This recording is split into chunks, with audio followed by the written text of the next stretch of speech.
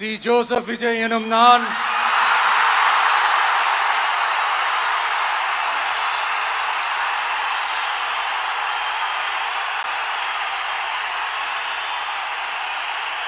சட்டப்படி அமைக்கப்பெற்ற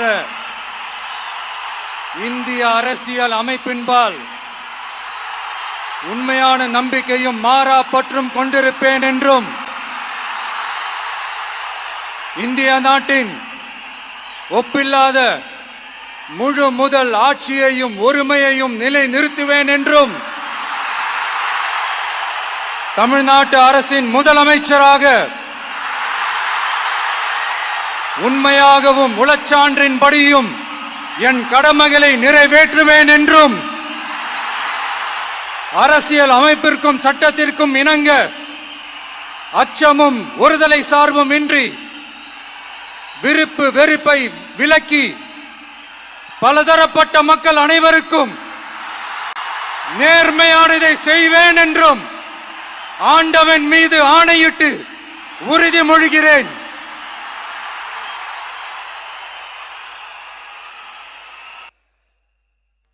C. Joseph Vijay எனும் நான்